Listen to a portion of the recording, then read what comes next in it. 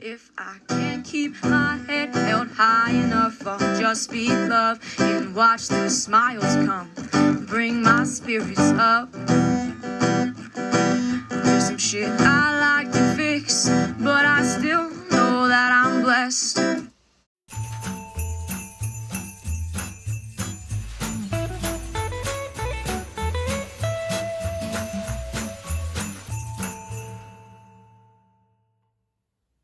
Good morning, everybody. It's actually January, second week of January, 2022, and I'm going to be continuing along with the Pretty Paper book by Willie Nelson, because Bobby wants to know what happens with the rest of the story. But since we're getting pretty far into the season, I'm going to schedule this on the channel for next Christmas. So by next Christmas, anyone who wants to, or who hasn't already read the book themselves or wants to hear it again, can go on the playlist and hear the whole book. I just feel like second week of January, most people are beyond Christmas now. We're just barely wrapping ours up, but so it's early in the morning. Sorry if my throat sounds a little raspier than normal, but I am going to read today's chapter, which is Stella Harmony. Taking charge, Essie led me around back. She knocked on the door of a freestanding building, no bigger than a 2-car garage. "Who is it?" asked a deep voice from within. "Essie!" The door opened immediately. I looked down at Vernon, and Vernon looked up at me. He was standing on the stumps of his legs, and clearly not happy to see me, but before he could complain, Essie chimed in. "He's a musician," she said, referring to me, and him, and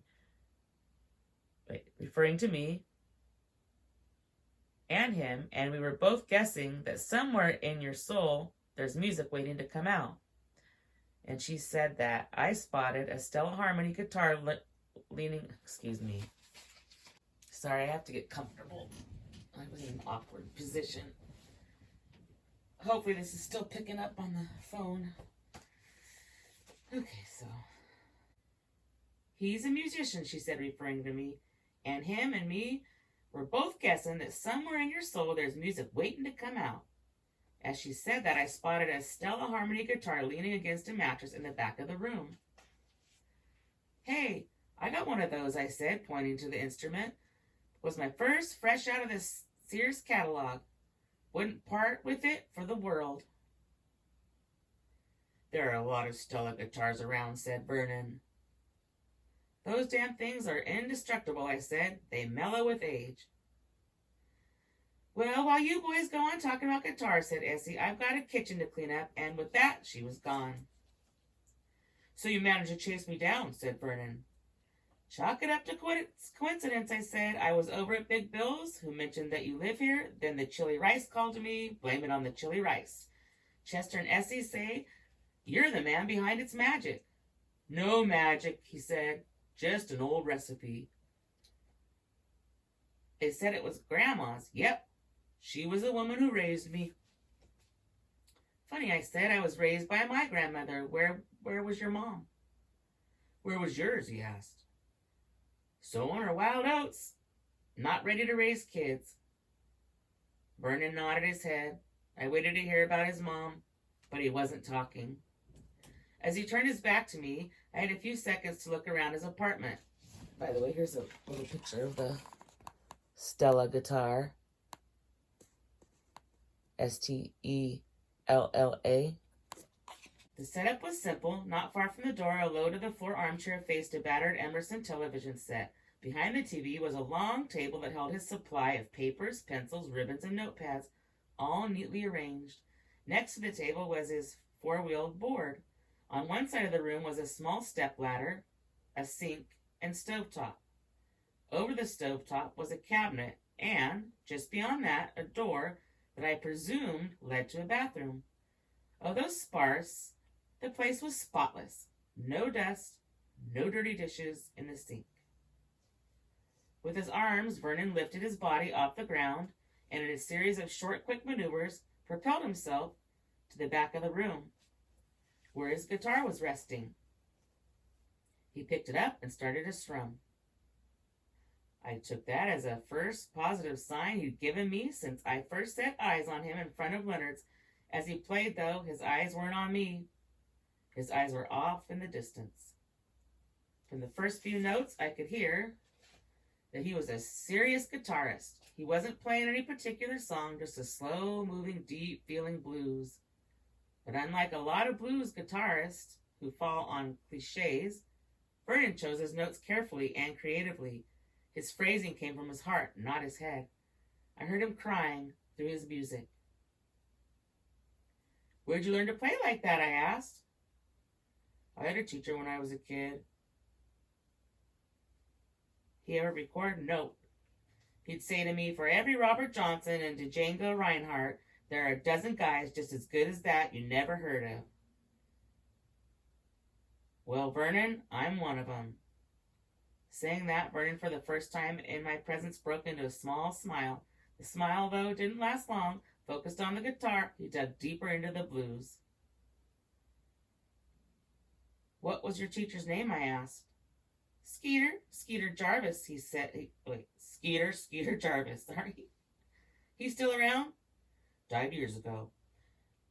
"Looks like he did a hell of a job with you. Whatever he taught seems to have stuck." "Compared to him, I ain't shit.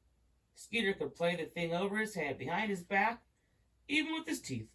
Played it right-handed, left-handed, didn't make him no difference. He liked to say that he played so pretty women would have their husband's bed in the middle of the night just to hear him. Leave their husband's bed in the middle of the night just to hear him." "Sounds like a song," I said. "He lived his life long like a song." He lived his life like a song. "A black man, I presume?" "Nope. White man. But he said he learned to play from black men like Lightnin' Hopkins and Mace Lipscomb. His main man was Bucka Bottlerock Dupree." Wow, these are some crazy names. Skeeter told me a story about Bottleneck I'll never forget. One day when Bottleneck was showing Skeeter how to work the slide, a friend of Bottleneck's passed by and said, "You're wasting your time. That white boy ain't ever gonna get it." "If you don't think white boys get the blues," Bottleneck shouted, "you're as stupid as you look." To prove his point, a couple of months later, Bottleneck put Skeeter in his little band that played in roadhouses for blacks only. But Skeeter didn't stay long, because it turned out he was afraid of playing in front of big crowds. That was his downfall, the reason he never made it big. But Skeeter could really play the blues. The man could play anything, western, swing, jazz, you name it, but the blues, he said, was the truth. And that's how this whole music thing got started for you, I asked. It's hard with so much talking to do all these voices. When you read it to yourself, you just hear the voices and you don't have to verbally articulate them. But anywho, rather than answer my question, Vernon went back to playing, his head hanging down over the guitar, his eyes shut. He played a little Robert Johnson, a little Lightnin' Hopkins, a little Lead Belly. He played a snippet of Mace Lipscomb called "Mother Had a Sick Child." He played Elmore James's "Dust My Broom." "What about Hank Williams?" I asked. "You must have grown up on Hank." Skeeter claimed to have played with Hank, said they both came up in Alabama. Skeeter swore that Hank wanted to make him one of the drifting cowboys, but a woman got in the way. Apparently him and Hank were after the same lady. You should have heard Skeeter sing Love Sick Blues. I love to sing it myself. I've heard Love Sick Blues 1,000 times. Hank owned that song. His version is a thing of beauty, but hearing Vernon do it, I had to confess that I forgot about Hank. Vernon reinvented it. He put so much of himself in his singing that I, a guy who doesn't cry easily, felt myself tearing up. Inside his voice, I heard a lifetime of hurt. God only knows what this man had gone through to sound this way. There had to be an epic story behind his suffering. When he was through, all I could say was, "That was really something." Vernon didn't say a word. His eyes were still shut. His guitar remained cradled in his arms. No motion at all. I let a few seconds tick by and then said, with a voice as good as yours, "I can't believe you never made a record." "Who said I never made a record?" he said, now opening his eyes and staring right at me. "I presumed." "You presumed wrong." "Tell me about it. You have a copy for me to hear?" "Nothing to tell. No copy. No record player. Ancient history." And with that, Vernon retreated back in his shell. "But surely copies exist," I said. "What makes you so sure?" "Just guessing." "Look, buddy, I'm tired of your guessing, and I'm tired of your questions. I know Miss Essie meant well by bringing you in here. I appreciate how Miss Essie worries after me, but mostly I appreciate my privacy, so if you wouldn't mind." "Don't mind at all," I said. "I'll be on my way, but if you ever feel the need for company, just holler.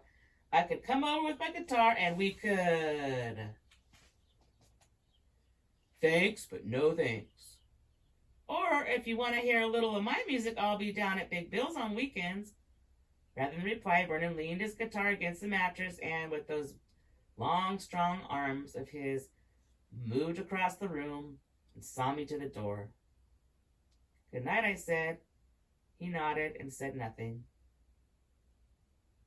I drove home thinking that was the end of that. I guessed wrong. So that's the end of that chapter. Hope you liked it. The next one's called Pretty Paper.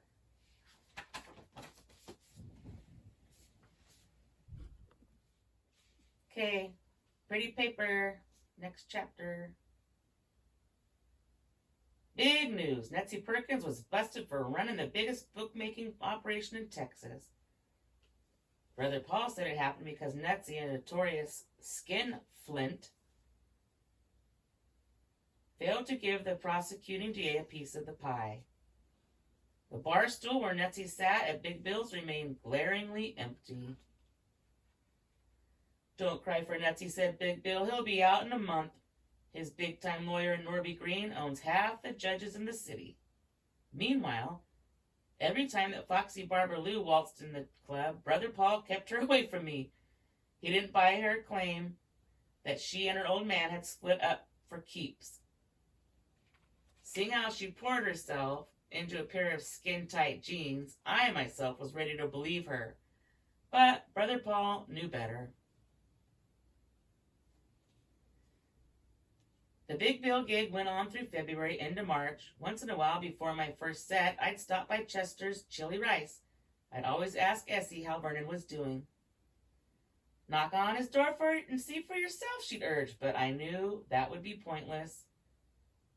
So you can imagine my surprise when one of those occasions that I dropped in for a double chili rice and extra large lemonade, Chester shouted back to his wife and said, "Essie, look who's here. Didn't you say Vernon had something for this man?" "Sure did," said Essie, wiping her hands on a towel. "Got it right here under the counter." "What is it?" I asked.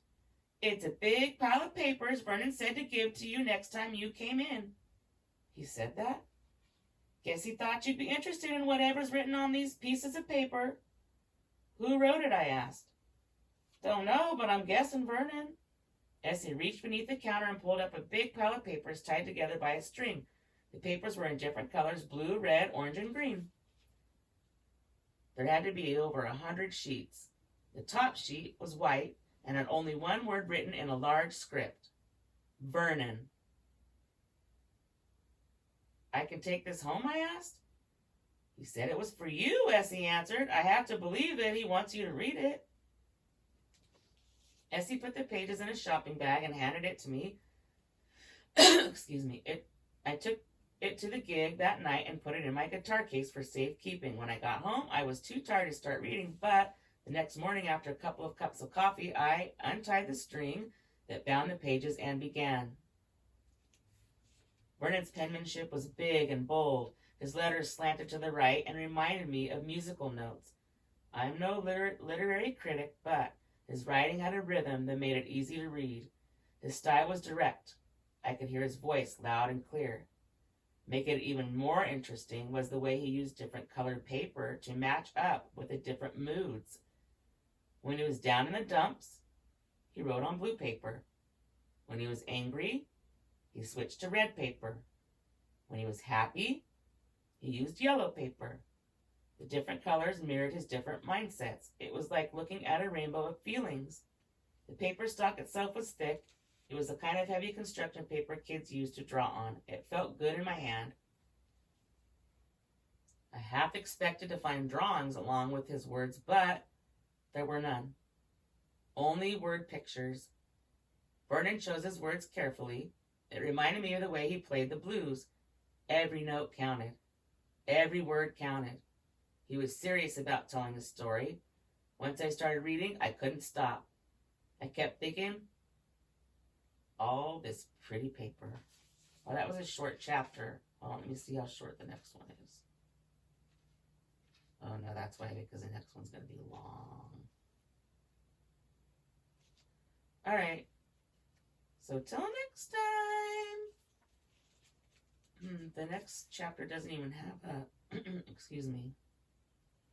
It doesn't have a title. And the pages are pink on this section. Oh, probably interesting. So the colors, here, I'll show you guys. The color pages in the book. See, there's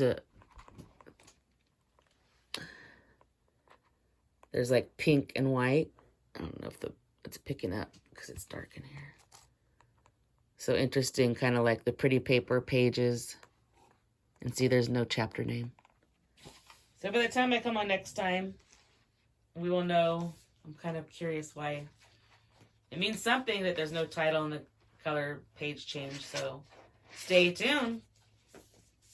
Next episode will be on the playlist. Merry Christmas!